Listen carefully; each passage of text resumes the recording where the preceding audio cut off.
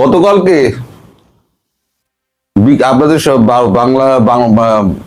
বাংলাদেশের সময় 5টা আর দিল্লির সময় 4:30টার সময় রাজনাথ সিং এবং অজিত দোভাল গিয়েছিলেন প্রধানমন্ত্রী শেখ হাসিনার কাছে।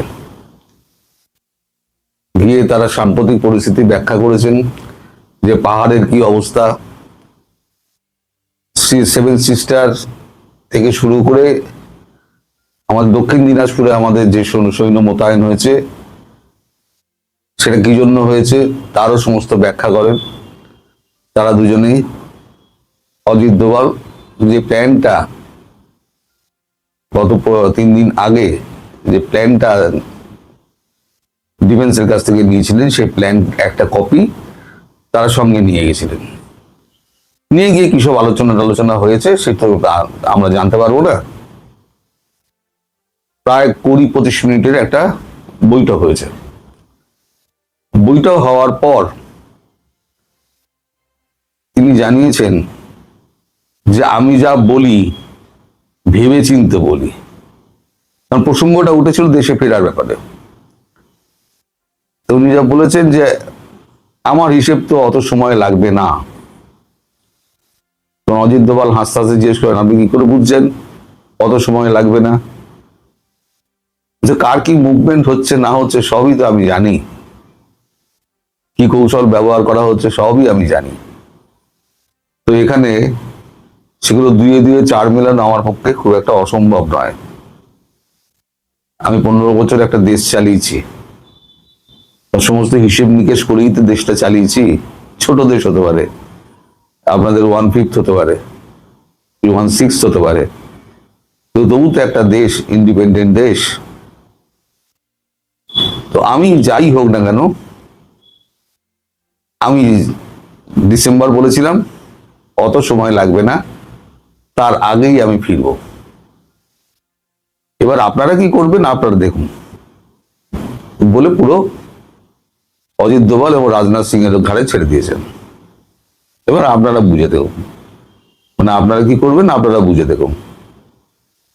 এবার দুজনে মুখ চাওয়াচাই করছেন, অজিত দোভাল এবং রাজনাথ সিং। উনি কি বলতে চাইছেন? অজিত দোভাল মুচকি হেসে বলেন, ঠিক আছে, আপনি টাইম টু টাইম খবর পেয়ে যাবেন। তারপরে তো এই মিটিং তো শেষ হয়। এখন এতক্ষণের মিটিং, তার তো ডিটেলস তো আমরা পাবো না, কোনোদিনই পাবো না। যেমন 11 তারিখে এই গতকালকে আপনাদের 11 জনের সঙ্গে, গতকালকে না আজকে বোধহয় 11 জন নেতার সঙ্গে ওনার টেলিফোনিক কথাবার্তা হয়েছে। সবাই এই কথাটাই বলেছেন, আমি যা বলি ভেবে চিন্তেই বলি এবং আমি সময়ের আগেই ফিরবো। তোমরা মাঠ তৈরি করো, মাঠ তৈরি করো করে আওয়ামী লীগকে পথে নামানোর ব্যবস্থা করো। কোথা দিয়ে ফিরবেন, কিভাবে ফিরবেন সে নিয়ে উনি কোনো কথা বলেননি। এদিকে আর একটা ব্যাপার উনি আলোচনা করেছেন যে পাহাড়ে তো এখন খুব খারাপ অবস্থা। আমিও খোঁজ নিয়ে দেখলাম, আজকে প্রায় 6টি এয়ার বোম্বিং হয়েছে মায়ানমার দ্বারা, এবং সেখানে 19 জন মারা গিয়েছেন আমরা আরাকান আর্মির, 19 জন। এখন তাদের দেহ পুরো উদ্ধার করা যায়নি, এত কাঁটা ছোপ আছে এবং এত জঙ্গল, এত চড়াই উতরাই আছে, পাথরের রাস্তা, তার জন্য তাদের দেহ আনা হয়নি। তাই দেহগুলো আনার ব্যবস্থা করা হচ্ছে। ওখানে প্রচুর বাংলাদেশি সৈন্য ওখানে মোতায়েন করা হয়েছে। এদিকে আবার একটা খবর পাওয়া যাচ্ছে যে রাঙামাটি অঞ্চলে কুড়িগ্রাম এবং লালমনিরহাট এসব অঞ্চলে বাংলাদেশ সেনাবাহিনী খুব টহল দিচ্ছে। সব খবর আমরা স্যাটেলাইট মারফত পাচ্ছি, কোথায় কি হচ্ছে না হচ্ছে, কত সেনা আছে না আছে তাও আমরা জানি, তারা কি অস্ত্র বহন করছে, তারা কি প্ল্যান করছে তাও আমরা জানি। কিন্তু সেগুলো বিষয় না। বিষয়টা যেটা হচ্ছে যে বুটস অন গ্রাউন্ডস হবেই, তার কারণ কি জানেন? তার কারণ হচ্ছে 71 সালে বুটস অন গ্রাউন্ডস না করলে পরে, তখন তো মিসাইল ফিসাইল ছিল না, শুধু কামান দেখে আপনার পাকিস্তান বাহিনীকে সরানো যেত না। আর আমি বলেছিলাম আমেরিকা হাত পুড়িয়েছে এই ইরানের হাত দিয়ে, কারণ যতক্ষণ না পর্যন্ত সৈন্য নামাবে ততক্ষণ পর্যন্ত, বুটস অন গ্রাউন্ড যতক্ষণ না হবে ততক্ষণ পর্যন্ত কোনো দেশ দখল করা যায় না, কোনো দেশ না। আজকে ইসরায়েল এতে সফল হচ্ছে কেন? গাজা তাদের সৈন্য হু হু করে ঢুকছে এবং দখল নিচ্ছে, তাই শুধু বোমা মেরে, মিসাইল মেরে, ওই বি টু মেরে, বোমবাস্টার মেরে কাজ করা যাবে না, কোনো দেশকে কাজ করা যায় না। এমনকি ভারতও বাংলাদেশকে কাজ করতে পারবে না, এটাই সত্যি। অতএব বুটস অন গ্রাউন্ডস হবে, সেটা আন্দাজ করতে পারছে বাংলাদেশ সেনাবাহিনী। এদিকে ভারতবর্ষ যেটা প্ল্যান করেছে, আপনাদের মনে আছে মিয়ানমারের প্রেসিডেন্ট ভারতবর্ষে এসেছিলেন, তখন তাদের মধ্যে একটা চুক্তি হয়।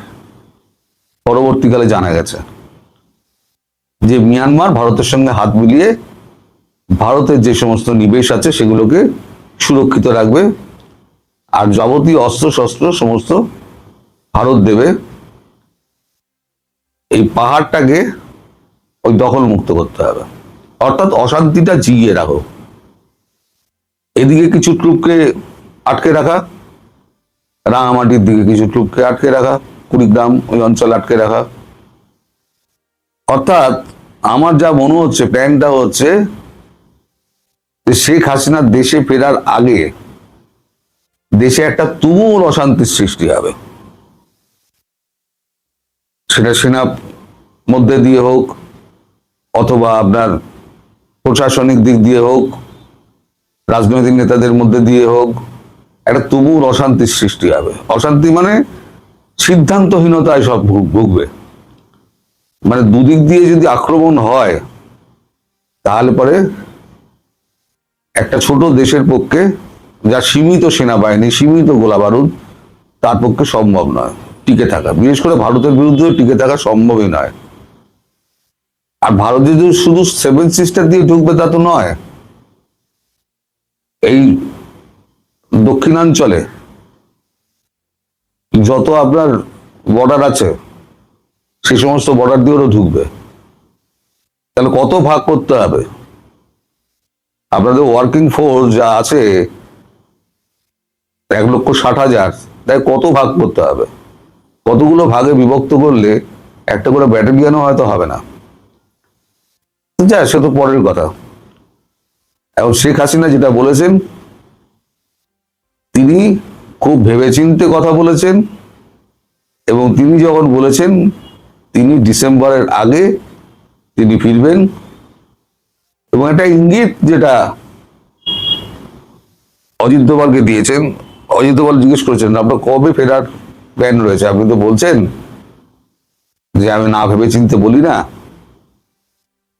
তখন বলেছে আগস্ট মাসটা কেটে যাক, অর্থাৎ সেপ্টেম্বর মাস কিন্তু কেটে যাক এ কথা উনি বলেননি, উনি শুধু বলেছেন আগস্ট মাসটা কেটে যাক, তারপরে আমি ডেট ঠিক করে আমি জানাবো। সবার প্রথমে ভারত সরকারকে নিশ্চয়ই জানাবো।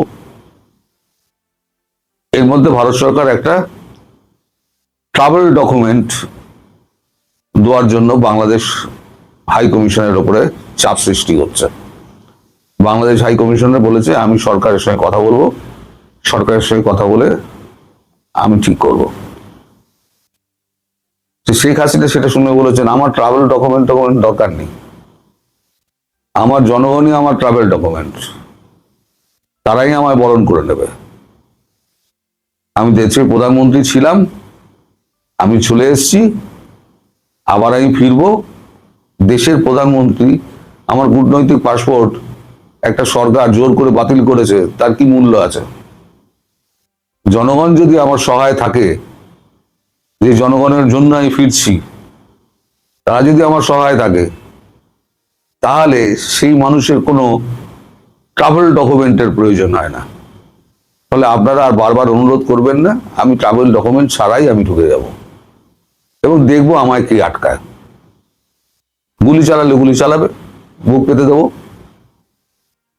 তো তারপরে যা হবে সেটা বাংলাদেশ সহ্য করতে পারবে না। তো এই খবরটি জোগাড় করতে করতে আমার অনেক বেলা হয়ে গেল, কারণ দিল্লি হয়ে এই খবর আসে এখানে। তাই আমি 1:30টার সময়, মানে দুপুর 2টোয় আপনাদের ওখানে যে খবরটা হয় সেটাতে আমি এটা দিতে পারিনি। এই খবরটা আমি এখন দিলাম। আগামীকাল যুদ্ধ পরিস্থিতি নিয়ে আমি আপনাদের আপডেট দেব, যে পাহাড়ে আপনাদের কি অবস্থা, লেটেস্ট কি অবস্থা, কতগুলো জায়গা বেদখল হয়েছে, কতগুলো জায়গা আরাকান আর্মি দখল করেছে, এবং আরসার কি অবস্থা, শান্তি বাহিনীর কি অবস্থা। তো 1000টা গ্রুপ রয়েছে, ইউডিপিএফ অনেক হাজার গ্রুপ রয়েছে। তো আজকে যে 11 জনের সঙ্গে কথা হয়েছে তার, সেখানেও তিনি নিশ্চিত করেছেন যে আমি খুব তাড়াতাড়ি ফিরব এবং জানিয়েই ফিরব, দেখি কি করে। তার এই চ্যালেঞ্জকে অ্যাকসেপ্ট করতে পারবে তো আজকে সরকার? দুদিকে যখন যুদ্ধ হবে, দুই ফ্রন্টে, একদিকে হচ্ছে মায়ানমারের সঙ্গে লাগিয়ে রেখে দিয়েছে, একদিকে ভারতের 3-4 ফ্রন্টের যুদ্ধ, সামলাতে পারবে তো? অর্থনীতিতে এই অবস্থা। যাই হোক, এখন দেখা যাক, আগামীকাল আপনার সঙ্গে দেখা হবে। এই